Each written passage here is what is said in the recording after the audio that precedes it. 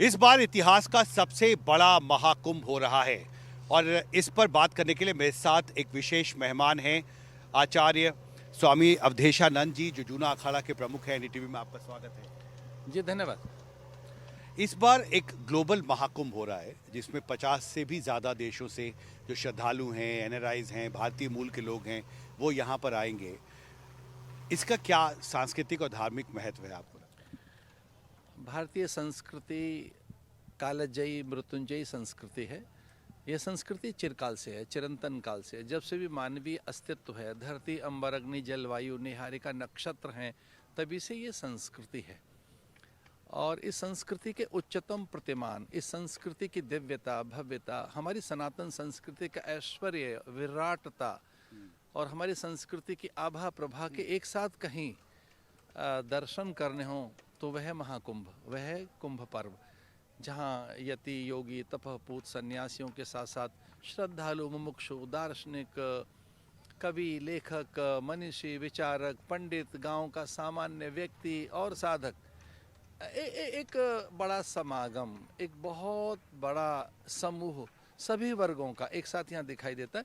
तो हमारे आध्यात्मिक मूल्य, सांस्कृतिक मूल्य अथवा हमारी जो एक पुरातन अद्यतन जो हमारी धार्मिक सत्ता है वो यहाँ साकार होती हुई दिखाई देती है। तो भारतीयता अथवा हिंदू धर्म संस्कृति और उसकी सत्ता को साकार देखना हो कि वो कितनी दिव्य और भव्य है, उसमें सामाजिक समरसता है, समन्वय है, एकता है, परस्पर प्रेम है, मैत्री है और उसमें सर्वे भवन्तु सुखिनः, इसका अर्थ सबके मांगल्य मोद और कल्याण की कहीं भावना दिखाई देती है।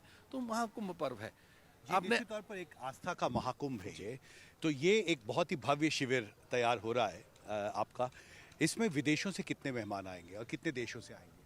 हमारे यहाँ यूरोप से, अमेरिका, न्यूजीलैंड से, ऑस्ट्रेलिया से और मिडिल ईस्ट से भी काफ़ी आ रहे हैं। हमारे प्राय प्रवासी भारतीय जिन्हें हम एनआरआईज कह सकते हैं, उनकी भारी संख्या है। वे तो आ ही रहे। इसके अतिरिक्त भी सभी प्रदेशों से यहाँ श्रद्धालु आ रहे हैं।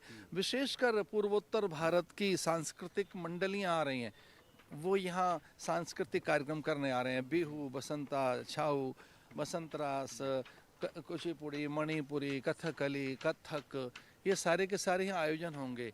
और अनेक यहाँ विचारक आ रहे हैं। मैं तो ये भी कहना चाहता हूँ कि यहाँ जो आध्यात्मिक सांस्कृतिक कार्यशालाएं होंगी वे भी बड़ी एक प्रकार से संदेश देने वाली होंगी, चूँकि भारत के अनेक बुद्धिजीवियों का आगमन हो रहा है। हिंदू धर्माचार्य सभा के सभी शीर्षस्थ शिखरस्थ आचार्य यहाँ आ रहे हैं। कितने देशों से आएंगे लोग यहाँ पर? मुझे लगता है 40-50 देशों से लोग तो इस शिविर में आ ही रहे हैं। और कितने विदेशी मेहमान होंगे यहाँ पर?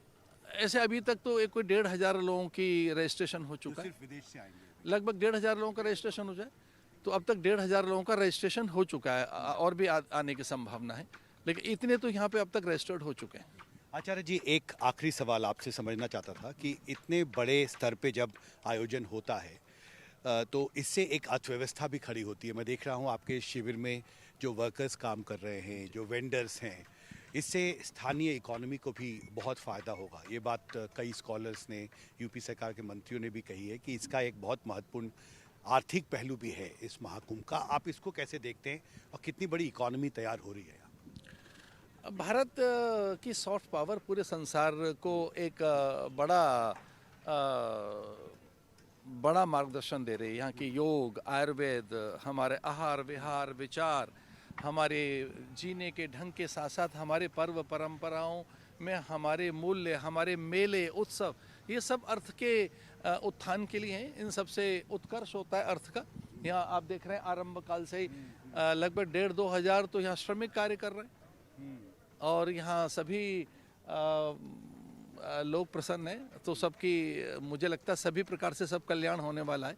यहाँ का भी लगे हैं और इसमें टेंटेज भी है, इसमें वर्कर्स भी हैं, इलेक्ट्रिशियन भी हैं, वाटर सप्लाई की व्यवस्था भी बिल्कुल की जा रही है। कैटरिंग भी होगी इसमें। स्वाभाविक है, हजारों लोगों का रोज भोजन होगा। हजारों लोग जी। तो इतनी बड़ी व्यवस्था को क्रिएट करने के लिए एक अर्थव्यवस्था भी यहाँ पर, वो सब मिलजुल कर हो रहा है। धन्यवाद। हमसे बात करने के लिए आपका बहुत बहुत शुक्रिया। तो प्रयागराज से मेरे कैमरा सहयोगी सचिन गुप्ता के साथ हिमांशु शेखर, एनडीटीवी इंडिया।